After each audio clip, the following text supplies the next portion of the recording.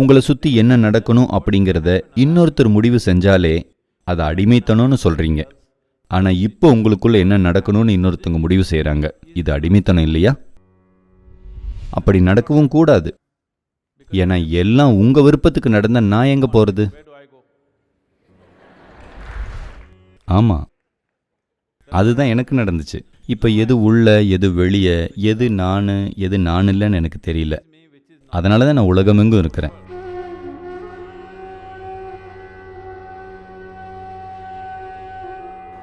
ஆனந்தமான தருணங்களை எப்படி தக்க வச்சுக்கிறது, எப்படி சந்தோஷத்தில் மயங்கி போகாமல் இருக்கிறது? உங்களால் முடிஞ்சால் ஆனந்தத்துக்கும் சந்தோஷத்துக்கும் இடையில் இருக்கிற வித்தியாசத்தை எங்களுக்காக சொல்ல முடியுமா? இப்போ உங்ககிட்ட நான் இல்லை, உங்கள் கல்லூரி முதல்வர் உங்ககிட்ட நாளையிலிருந்து நீங்கள் எந்த மாதிரி உடை போடணும்னு சொன்னால் உடனே கல்லூரியில் அதை எதிர்த்து போராட்டங்கள் நடக்கும். கல்லூரி முதல்வர் அதோடு நிறுத்தாமல் எல்லோரும் காலையில் 4 இட்லி தான் சாப்பிடணும், எல்லோரும் காலையில் 5 மணிக்கு எழுந்திருக்கணும் அப்படின்னு சொன்னால், இதே போல் அவர் ஒரு 10 விதமான விதிகளை விதிச்சா வெளிநிலையில் செய்கிறத அவர் சொன்னால், அவர் உங்களை அடிமைகளாக மாற்ற நினைக்கிறாருன்னு நினைப்பீங்க. உங்கள் சுதந்திரத்துக்காக கத்தி போராட்டம் செய்வீங்க இல்லையா? இப்போ உங்களை நீங்களே கவனிச்சு பாருங்க. உங்களை சுற்றி என்ன நடக்கணும் அப்படிங்கிறத இன்னொருத்தர் முடிவு செஞ்சாலே அதை அடிமைத்தனம்னு சொல்கிறீங்க. ஆனால் இப்போ உங்களுக்குள்ள என்ன நடக்கணும்னு இன்னொருத்தவங்க முடிவு செய்கிறாங்க. இது அடிமைத்தனம் இல்லையா? நீங்கள் சந்தோஷமாக இருக்கணுமா வருத்தமாக இருக்கணுமான்னு இன்னொருத்தர் முடிவு செய்கிறாங்க. இது அடிமைத்தனம் இல்லையா?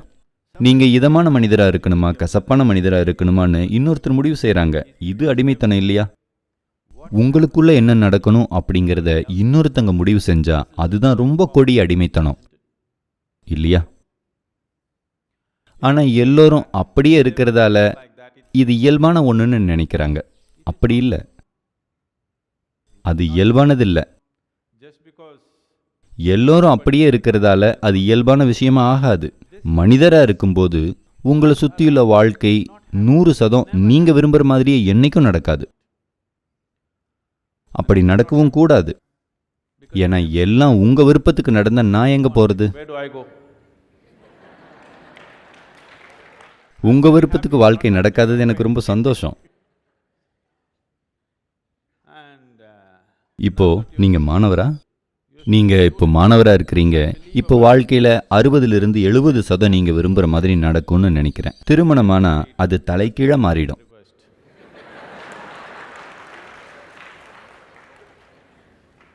நமக்கு தெரியாது, எப்படி போகணும்னு நமக்கு தெரியாது. உங்களை சுற்றி நடக்கிற வாழ்க்கை 100% நீங்கள் விரும்புகிற மாதிரி நடக்கவே நடக்காது, நடக்கவும் கூடாது. நீங்கள் யந்திரங்களோட வாழ்ந்தாலே ஒளி அப்படி நடக்காது. அந்த யந்திரங்கள் கூட சில நேரம் உங்களை கைவிட்டுடும். தினம் தினம் இந்த யந்திரங்கள் ஏதோ ஒரு விதத்தில் உங்களுக்கு சிரமம் தருது இல்லையா? சிரமம் தருது. அதனால வெளி சூழ்நிலை 100% நீங்க விரும்புகிற விதமா இருக்காது. உங்க ஆனந்தமோ மகிழ்ச்சியோ அதுக்கு நம்ம இவ்வளவு வார்த்தைகளை பயன்படுத்த வேண்டாம். அடிப்படையா இது இதமா இருக்குதா கசப்பா இருக்குதாங்கிறத பத்தினது. இதமா இருக்கிறதுக்கு நிறைய பேர்கள் இருக்குது. அதை நம்ம அமைதி, சந்தோஷம், ஆனந்தம், பேரானந்தம், பரவசம் அப்படின்னு சொல்றோம். அதே போல கசப்பா இருக்கிறதுக்கும் நிறைய பேர்கள். அழுத்தம், பதற்றம், பயம், டென்ஷன், பைத்தியம், இப்படி நிறைய பேர் இருக்குது. இது இதமா இருக்குதா கசப்பா இருக்குதா? உங்க இதமான தன்மை உங்களை சுத்தி நடக்கிறத சார்ந்திருந்தா நீங்க எப்போதும் இதமா இருக்கிறதுக்கான வாய்ப்பு மிக குறைவு இல்லையா? எல்லாமே இருக்கிற விதத்திலேயே இது சாத்தியம் இல்லை. இதுக்கும் அதுக்கும் இடையில உங்களால் ஒரு இடைவெளி உருவாக்க முடிஞ்சாதான் அது முடியும். அதாவது ஏதோ ஒன்று வேலை செய்யாமல் போகும்போதெல்லாம் நிறைய பேருக்கு ஒரு பழக்கம் இருக்குது. அவங்க மேலே இருக்கிறவங்கள பார்ப்பாங்க இல்லையா? உலகமே மேலே பார்க்குது. மேலே பார்க்கறது. உங்களுக்கு இந்த பூமி உருண்டைன்னு தெரியுமா? சரி, இந்த பூமி உருண்டை. நீங்கள் ஒன்றும் வடதுருவத்து மேலே உட்காரல, சென்னையில் உட்கார்ந்துருக்கிறீங்க. இது வெப்பமண்டல பகுதி. பூமி சுழலுது வேற.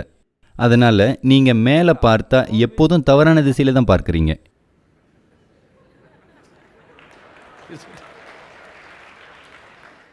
நீங்க தவிர்க்க முடியாம தவறான திசையை தான் பார்க்குறீங்க இல்லையா? ஏதோ ஒரு வினாடியில் கிரீன்விச் சராசரி நேரத்தில் 0 மணிக்கு நீங்கள் மேலே பார்த்தா சொர்க்கத்தை பார்த்தீங்களே என்னவோ. மற்ற நேரமெல்லாம் நீங்கள் தவறான திசையில தான் பார்க்குறீங்க இல்லையா? அதனால இந்த அண்ட வெளியில எது மேலே எது கீழேன்னு தெரிஞ்சவங்க யாராவது இருக்கிறாங்களா? யாருக்காவது தெரியுமா? எங்கேயாவது குறிச்சு வச்சிருக்குதா இது மேலே அப்படின்னு? யாருக்கும் எது மேலே எது கீழேன்னு தெரியாது. வெறும் அனுமானம் தான் இல்லையா? உங்களுக்கு உண்மையாவே எது வடக்கு எது தெற்குன்னு தெரியுமா? உண்மையாவே எது வடக்கு தெற்குன்னு தெரியுமா? சும்மா நம்ம வசதிக்காக இப்படி குறிச்சு வச்சிருக்கிறோம், அப்படித்தானே? ஆமாவா இல்லையா? உங்களுக்கு எது கிழக்கு எது மேற்குன்னு தெரியுமா? தெரியாது. எது முன்னே எது பின்னேன்னு தெரியுமா? தெரியாது. இது எதுவும் உங்களுக்கு தெரியாது. இப்போ ஒரே விஷயத்தை தான் நீங்க உறுதியா சொல்ல முடியும். அதாவது உங்களுக்கு எது உள்நோக்கியது எது வெளிநோக்கியது. இந்த ஒரு விஷயம் உங்களுக்கு உறுதியா தெரியும் இல்லையா? இது உள்முகமானது இது வெளிமுகமானது. இதுதான் உங்களுக்கு இருக்கிற ஒரே சலுகை. எது உள்ள எது வெளியே இதுதான் உங்களுக்கு தெரியும். ஒரு நாள் நீங்க ஞானோதயம் அடைஞ்சா நீங்க அதையும் தொலைச்சிடுவீங்க. ஆமா, அதுதான் எனக்கு நடந்துச்சு. இப்ப எது உள்ள எது வெளியே எது நான் இல்லைன்னு எனக்கு தெரியல. அதனால தான் நான் உலகமெங்கும் இருக்கிறேன். ஏன்னா இது நானா அது நானான்னு எனக்கு தெரியல. அதனால இப்போ எனக்கு எது உள்ள எது வெளியேன்னு தெரியும் அப்படின்னு நீங்க சொன்னா இதை நம்ம இன்னும் கொஞ்சம் ஆய்வு செய்யலாம். இப்போ என்னை உங்களால பார்க்க முடியுதா? நான் உங்களுக்கு தெரியுறேன்னா நான் எங்க இருக்கிறேன்னு சுட்டி காட்டுங்க. உங்க கைகளால் சுட்டி காட்டுங்க. நான் எங்க இருக்கிறேன்? இல்ல, நீங்க தவறா சொல்றீங்க. நான் ஒரு ஞானின்னு உங்களுக்கு தெரியுமா? நீங்க சொல்றது தவறான பதில். இப்போ இந்த வெளிச்சம் என் மேல விழுந்து பிரதிபலிச்சு உங்க கண் லென்ஸ் வழியா உள்ள போய் உங்க ரெட்டினால தலைகீழான பிம்பம் விழுது. இந்த கதை உங்களுக்கு தெரியும் தானே? இப்போ நீங்க என்னை எங்க பார்க்கறீங்க? உங்களுக்குள்ள. இப்போ நான் சொல்றதை நீங்க எங்க கேட்கறீங்க? உங்களுக்குள்ள. இந்த உலகம் முழுவதையும் நீங்க எங்க பார்த்தீங்க? உங்களுக்குள்ள. உங்களுக்கு வெளியே நீங்க எதையாவது உணர்ந்திருக்கிறீங்களா? இதுவரை உங்களுக்கு நடந்திருக்கிற எல்லாமே இருளும் ஒளியும் உங்களுக்குள்ள நடந்துச்சு. வலியும் இன்பமும் உங்களுக்குள்ள நடந்துச்சு. ஆனந்தமும் துன்பமும் உங்களுக்குள்ள நடந்துச்சு. உங்களுக்கு வெளியே நீங்க எதையாவது உணர்ந்திருக்கிறீங்களா? இல்ல. அதனால நான் என்ன கேட்கிறேன்னா, உங்களுக்குள்ள என்ன நடக்குதுன்னு யாரு தீர்மானிக்கணும்? அது எப்படி நடக்கணும்னு யாரு தீர்மானிக்கணும்? உங்களுக்குள்ள என்ன நடக்குதுன்னு யாரு தீர்மானிக்கணும்? இன்னொருத்தரா? நிச்சயமா உங்களுக்குள்ள என்ன நடக்கணும்னு நீங்க தான் தீர்மானிக்கணும் இல்லையா? அதனால உங்களுக்குள்ள என்ன நடக்குதுன்னு நீங்க தீர்மானிச்சா உங்க வாழ்க்கை அனுபவம் முழுவதையும் நீங்க தீர்மானிப்பீங்க. உங்களை தவிர வேற யாரும் தீர்மானிக்க மாட்டாங்க இல்லையா? உங்களை சுத்தி நடக்கிற விஷயங்களை நீங்க தீர்மானிக்காம இருக்கலாம்.